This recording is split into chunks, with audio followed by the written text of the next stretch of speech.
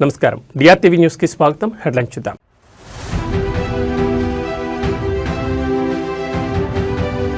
నేటి నుంచి ప్రధాని మోడీ 3 దేశాల పర్యటన. జోర్డాన్, ఇథియోపియా, ఒమన్లలో కీలక భేటీలు.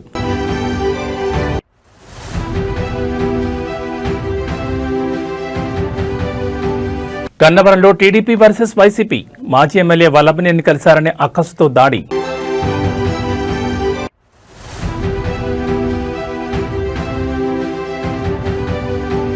ముదిగొండలో ఉద్రిక్త వాతావరణం. గెలిచిన బీఆర్ఎస్ అభ్యర్థి ఇంటిపై కాంగ్రెస్ నాయకుల దాడి.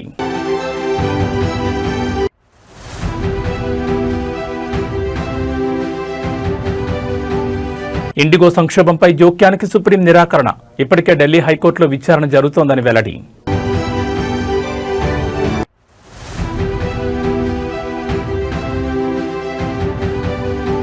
ఢిల్లీని కమ్మేసిన దట్టమైన పొగమంచు. తీవ్ర స్థాయికి చేరిన వాయు నాణ్యత సూచి. ఇక డీటెయిల్స్ చూస్తే ప్రధానమంత్రి నరేంద్ర మోడీ ఈ రోజు 3 దేశాల పర్యటనకు బయలుదేరి వెళ్లారు. ఈ పర్యటనలో భాగంగా ఆయన జోర్డాన్, ఇథియోపియా, ఒమన్ దేశాల్లో పర్యటించి ఆయా దేశాల అగ్ర నాయకులతో సమావేశం కానున్నారు. ద్వైపాక్షిక సంబంధాలను మరింత బలోపేతం చేయడమే ఈ పర్యటన ముఖ్య ఉద్దేశం. విదేశీ వ్యవహారాల మంత్రిత్వ శాఖ వెల్లడించిన వివరాల ప్రకారం ప్రధాని తన పర్యటనలో భాగంగా మొదట జోర్డాన్ చేరుకుంటారు. ఆ దేశ రాజు అబ్దుల్లా బిన్ అల్ హుస్సేన్ ఆహ్వానం మేరకు అక్కడ 2 రోజులు పర్యటిస్తారు.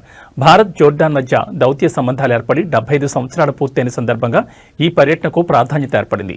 ఇరు దేశాల మధ్య సహకారం, ప్రాంతీయ శాంతి, భద్రత వంటి అంశాలపై ఇరువురు నేతలు చర్చించనున్నారు.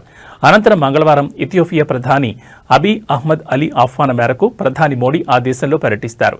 ప్రధాని హోదాలో మోదీ ఇథియోపియాకు వెళ్లడం ఇదే తొలిసారి. ఈ పర్యటనలో ఇరు దేశాల మధ్య మైత్రి, సహకారాన్ని మరింత ముందుకు తీసుకెళ్లే అంశాలపై చర్చిస్తారు. చివరిగా డిసెంబర్ 17, 18 తేదీల్లో ప్రధాని ఒమన్లో పర్యటిస్తారు. ఒమన్ సుల్తాన్ హైదర్ బిన్ తారిక్ ఆహ్వానం మేరకు అక్కడికి వెళ్లనున్నారు. ఇరు దేశాల మధ్య దౌత్య సంబంధాలు ఏర్పడి 70 ఏళ్లు పూర్తవుతున్న నేపథ్యంలో ఈ పర్యటన జరగనుంది. వాణిజ్యం, పెట్టుబడులు, రక్షణ, ఇంధనం, భద్రత వంటి పలు రంగాల్లో వ్యూహాత్మక భాగస్వామ్యాన్ని సమీక్షించడమే లక్ష్యంగా ఈ పర్యటన సాగనుంది. ప్రధాని మోడీ ఒమన్లో పర్యటించడం ఇది 2వసారి.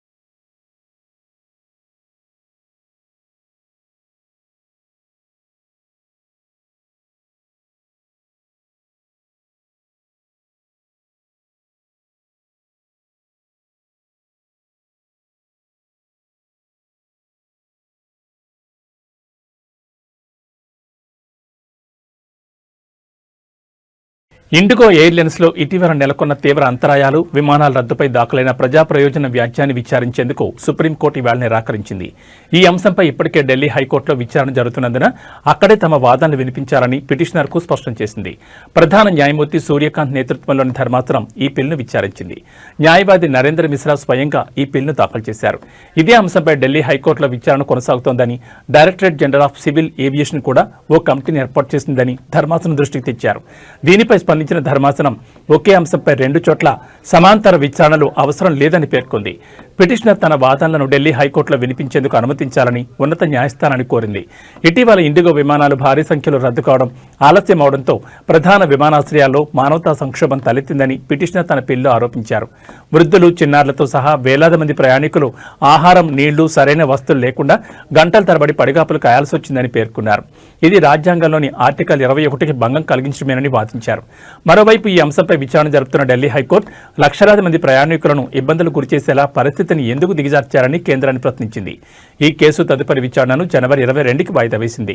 ఇదిలా ఉండగా తమ కార్యకలాపాలు క్రమంగా సాధారణ స్థితికి వస్తున్నాయని, ఈ నెల 12న 2050 విమానాలు నడపగా కేవలం 2 మాత్రమే రద్దయ్యాయని ఇండిగో ప్రకటించింది.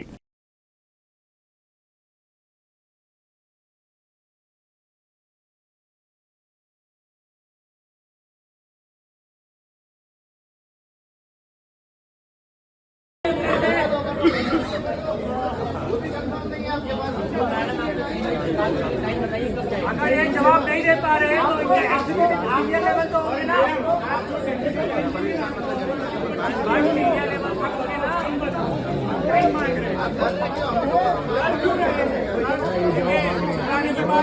हम भी पागल हो रहे हैं। अरे वो अपने सारे पैसे वो सपोर्ट करेंगे भैया।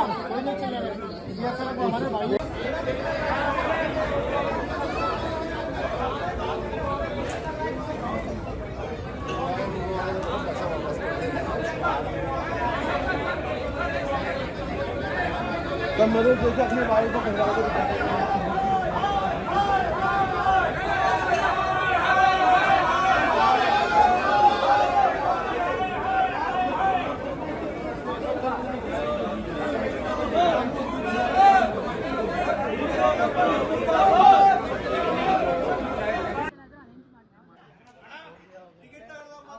ಅಲ್ಲ ಕನ್ನಡಕ್ಕೆ ಟಿಕೆಟ್ ಬೇಕು, ಕನ್ನಡಿಗೆ ದುಡ್ಡು ಬೇಕು, ಕನ್ನಡ ಏರ್ಪೋರ್ಟ್ ಬೇಕು, ಮತ್ತೆ ಕನ್ನಡ ಬರೋದಿಲ್ಲ.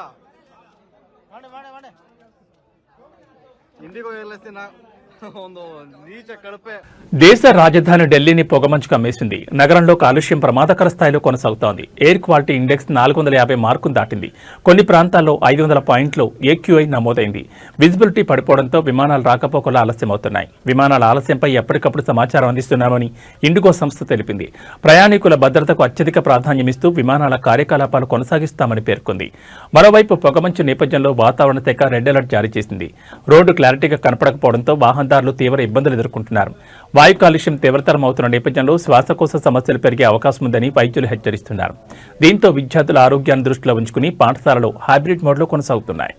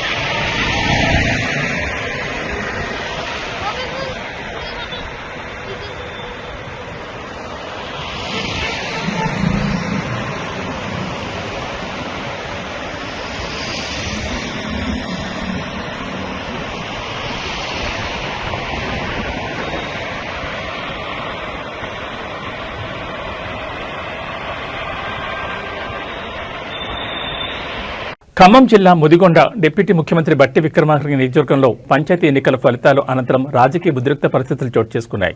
ముదిగొండ మండలం లక్ష్మీపురం గ్రామంలో ఎన్నికల్లో ఓటమిని జీర్ణించుకోలేని స్థానిక కాంగ్రెస్ నాయకులు గెలిచిన బీఆర్ఎస్ సర్పంచ్ అభ్యర్థి ఇంటిపై దౌర్జన్యానికి పాల్పడ్డారు. లక్ష్మీపురం గ్రామంలో జరిగిన 2వ విడత పంచాయతీ ఎన్నికల్లో బీఆర్ఎస్ పార్టీ తరఫున సలీమా సర్పంచ్గా గెలుపొందారు.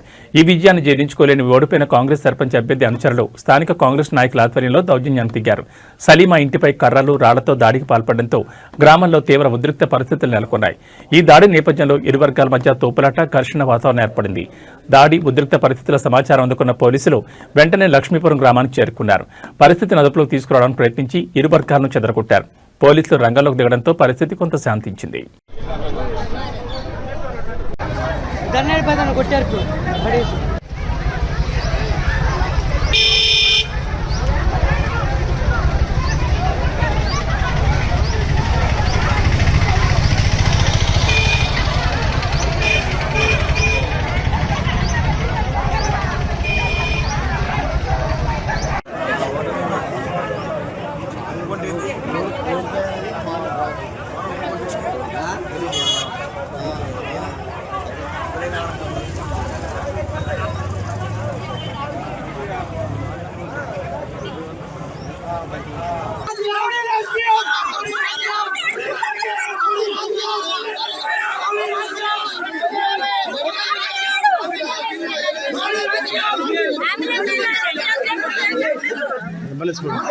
రాజన్న సిరిసిల్ల జిల్లా వేములవాడ ఎన్నికల ప్రచారంలో భాగంగా చురుగ్గా పాల్గొంటూ ఆకస్మికంగా గుండెపోటుతో మరణించిన బీఆర్ఎస్ సర్పంచ్ అభ్యర్థి కుటుంబంలో విషాద ఛాయలనుకున్నాయి.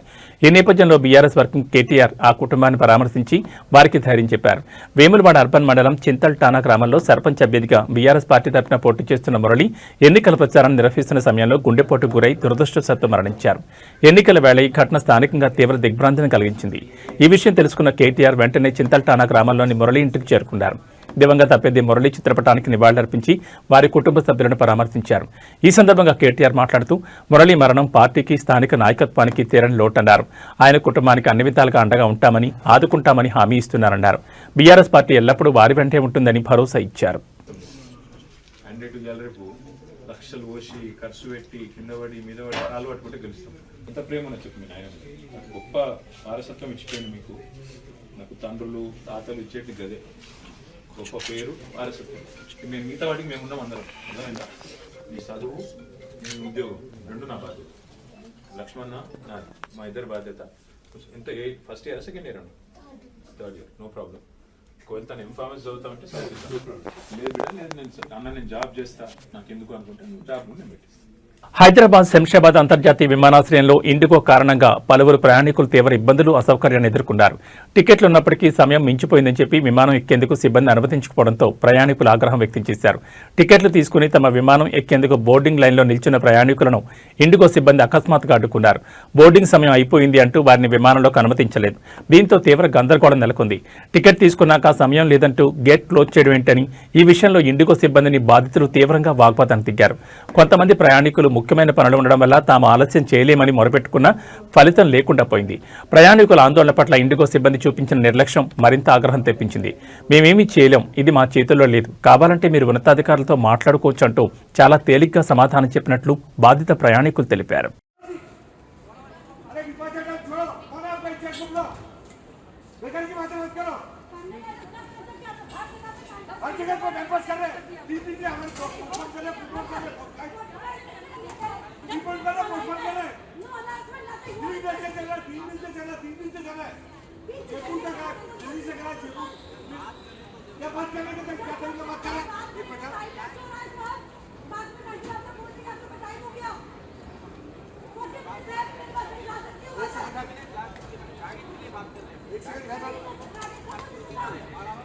क्या आपके सामने चलना क्या रिपोर्ट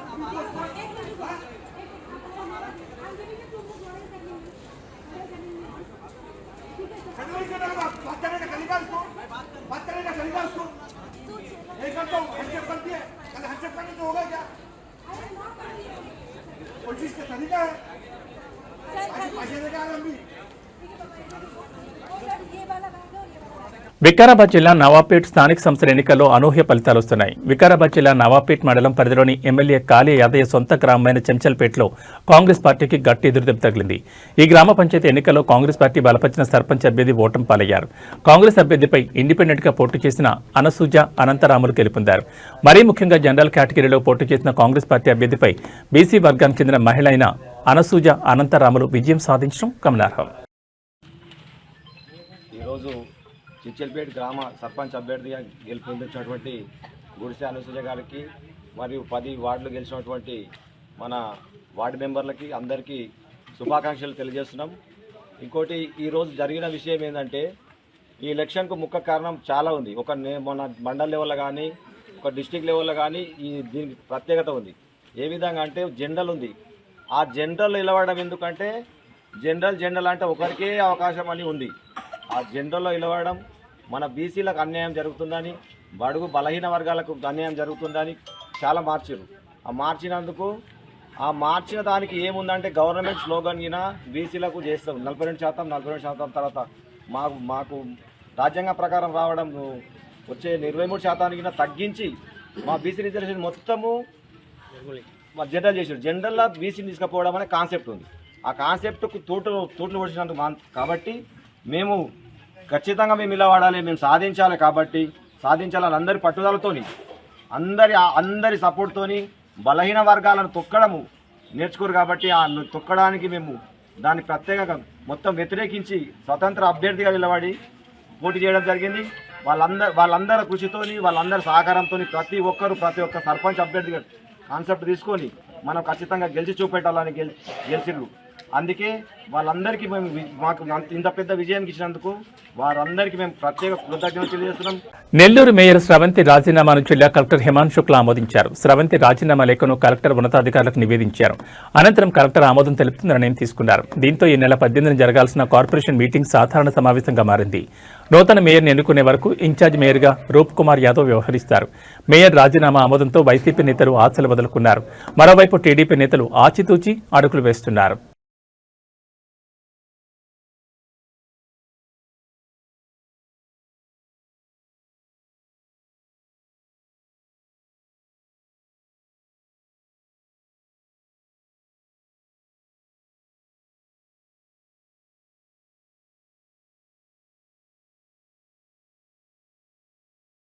గన్నవరంలో మరోసారి తెలుగుదేశం పార్టీ వర్సెస్ వైఎస్సార్ కాంగ్రెస్ పార్టీకి పరిస్థితి మారిపోయింది. కృష్ణా జిల్లా గన్నవరం నియోజకవర్గంలో రాజకీయ ఉద్రిక్తత నెలకొంది.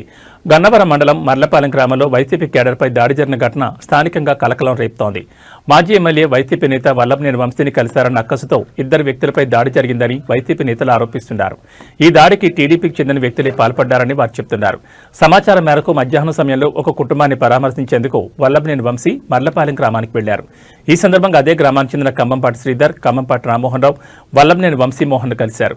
అయితే వంశీని కలిసిన కారణంగానే వీళ్ళిద్దరిపై కక్ష పెంచుకున్న కొందరు వ్యక్తులు హాకీ స్టిక్స్ తో దాడికి పాల్పడ్డారని వైసీపీ వర్గాలు ఆరోపిస్తున్నాయి. దాడిలో శ్రీధర్, రామ్మోహన్ రావులకు తల, చేతులకు తీవ్ర గాయాలయ్యాయి. వెంటనే వారిని పిన్నమనేని హాస్పిటల్ తరలించి చికిత్స అందిస్తున్నారు. ఈ ఘటనతో గన్నవరం నియోజకవర్గంలో రాజకీయ ఉద్రిక్త వాతావరణం నెలకొంది. ఘటనపై పూర్తి వివరాలు తెలియాల్సిండగా పోలీసులు కేసు నమోదు చేసుకుని విచారణ చేపడుతున్నారు.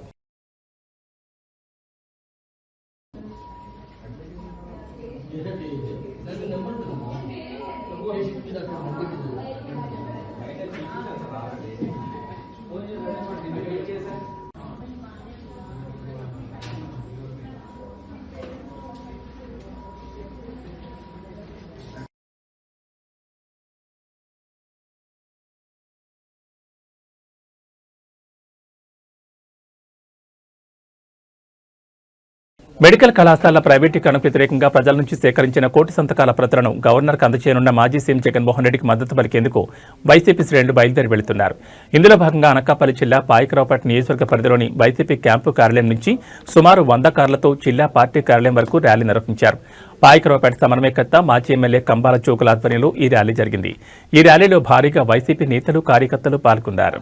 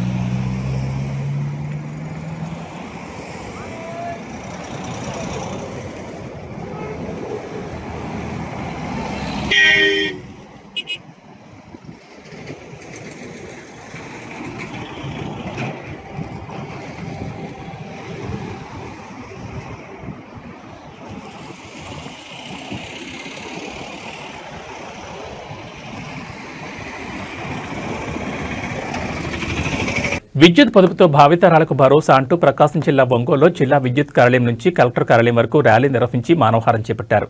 అనంతరం విద్యుత్ శాఖ ఎస్సీ కట్ల వెంకటేశ్వర్లు మాట్లాడుతూ జాతీయ ఇంధన పొదుపు వారోత్సవాల్లో భాగంగా నేటి సంకల్పం రేపటి వెలుగుల సహకారమని అన్నారు. విద్యుత్ వృధా కాకుండా కాపాడుకోవాల్సిన బాధ్యత ప్రతి ఒక్కరిపై ఉందన్నారు. భావితరాలకు చక్కని పర్యావరణం అందించేలా ఇంధన వనరులను బాధ్యతతో వినియోగిస్తామని, బాధ్యత గల భారతదేశ పౌరునిగా విద్యుత్ వృధాను అరికడతామని విద్యార్థుల చేత ప్రతిజ్ఞ చేయించారు. ఈ కార్యక్రమంలో town ADE KV Pandurangarao, Ongole circle SC OK Subbarao, Chimakurthi AD Mohan, commercial ADE Pathan Rafi, rural AD T Srikanth, విద్యాశాఖ అధికారులు భారీగా పాల్గొన్నారు.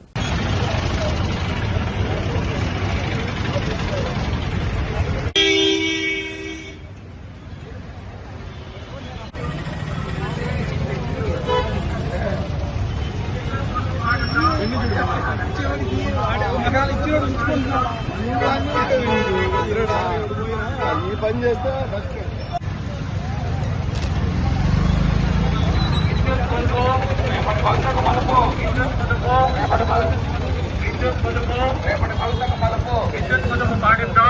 భావితరాలకు వెలుగునిద్దాం, విద్యుత్ పొదుపు పాటిద్దాం, భావితరాలకు వెలుగునిద్దాం, విద్యుత్ పొదుపు పాటిద్దాం, భావితరాలకు వెలుగునిద్దాం, విద్యుత్ పొదుపు పాటిద్దాం, భావితరాలకు వెలుగునిద్దాం. విద్యుత్ చౌర్యం సామాజిక నేరం, విద్యుత్ చౌర్యం సామాజిక నేరం, విద్యుత్ చౌర్యం సామాజిక నేరం. ఒక యూనిట్ విద్యుత్ ఉత్పత్తి చేస్తే అవసరం ఉంది. కాబట్టి మీరు త్వరితగతిన అందరూ కూడా త్వరగా వచ్చేయండి. ఇంధన పొదుపు ర్యాలీలో ఉన్న వాళ్ళందరూ ముందుకొచ్చేయండి. పొదుపుగా వాడుకోవాల్సిన బాధ్యత ప్రతి ఒక్కరి మీద ఉంది. లేదంటే భావితరాలు ఆత్మసాక్షిగా జాతీయ ఇంధన పొదుపు వారోత్సవాల్లో భాగంగా డిసెంబర్ 14 నుంచి 20 వరకు ప్రతి సంవత్సరం ఇంధన పొదుపు వారోత్సవాలు నిర్వహించిన విధంగానే ఈ సంవత్సరం కూడా నిర్వహించడం జరుగుతూ ఉంది. ఈ వారం రోజులు వివిధ కార్యక్రమాలు, పిల్లలకి కాంపిటీషన్స్ అయితేమి, ఎలక్యూషన్స్ కానీ, ఎస్ఏ రైటింగ్ కాంపిటీషన్స్ కానీ, అలాగే మన ఈ ర్యాలీ కానీ, దీనిటన్నిటి ఉద్దేశం ఏంటంటే ప్రజల్లో విస్తృత అవగాహన కల్పించి విద్యుత్తుని పొదుపుగా వాడుకోవాలి. భావితరాలకి మనం మంచిగా విద్యుత్తుని అందించాలంటే పొదుపు ఈ రోజు నుంచే ప్రారంభించాలని, అట్లాగే కార్యాలయాల్లో కానీ, స్టూడెంట్స్ కానీ అందరూ ఎవరెవరి పరిధిలో వారు విద్యుత్తుని పొదుపుగా వాడుకోవాలని, విద్యుత్తు ఒక జాతీయ సంపద అని, దాన్ని వృధా చేయరాదని చెప్పేసి శబరిమల అయ్యప్ప స్వామి ఆలయానికి భక్తులు పోటెత్తుతున్నారు. ప్రస్తుత మండల యాత్ర సీజన్లో స్వామివారిని దర్శించుకున్న యాత్రికుల సంఖ్య ఇప్పటికే 25 లక్షలు దాటింది. గత ఏడాది ఇదే సమయంతో పోలిస్తే ఇది గణనీయమైన పెరుగుదలని అధికారులు తెలిపారు. రద్దీ పెరిగినప్పటికీ పటిష్టమైన ఏర్పాట్ల కారణంగా దర్శనాలు సజావుగా సాగుతున్నాయని Sabarimala chief police coordinator ADGP S Sreejith ఇవాళ ఒక ప్రకటనలో వెల్లడించారు. గత ఏడాది ఈ సమయానికి సుమారు 21 లక్షల మంది భక్తులు రాగా ఈసారి ఆ సంఖ్య 25 లక్షలు దాటిందని ఆయన తెలిపారు. యాత్ర ప్రారంభమైన తొలి రోజుల్లో అధిక రద్దీ కనిపించినా సకాలంలో తీసుకున్న చర్యలతో పరిస్థితిని అదుపులోకి తెచ్చామన్నారు. వర్చువల్ క్యూ పాసులలో కేటాయించిన తేదీల్లో కాకుండా వేరే రోజుల్లో భక్తులు రావడమే ప్రాథమికంగా రద్దీకి కారణమని ఆయన స్పష్టం చేశారు. కేటాయించిన తేదీల్లోనే వస్తే అందరికీ సౌకర్యవంతంగా దర్శనం లభిస్తుందని సూచించారు. ఈ సీజన్లో వారాంతాల్లో కంటే పని దినాల్లోనే భక్తుల తాకిడి ఎక్కువగా ఉంటోందని శ్రీజిత్ పేర్కొన్నారు. ఈ నెల చివరి నాటికి రద్దీ మరింత తీవ్రమయ్యే అవకాశం ఉందని అంచనా వేస్తున్నామన్నారు. పెరగనున్న భక్తుల సంఖ్య దృష్టిలో ఉంచుకుని అందరికీ సులభంగా దర్శనం కల్పించేందుకు అవసరమైన అన్ని ఏర్పాట్లు పూర్తి చేశామని ఆయన తెలిపారు. కాగా ఈ నెల 27 జరిగే మండల పూజతో దాదాపు 2 నెలల పాటు సాగే వార్షిక యాత్రలో మొదటి దశ ముగియనుంది.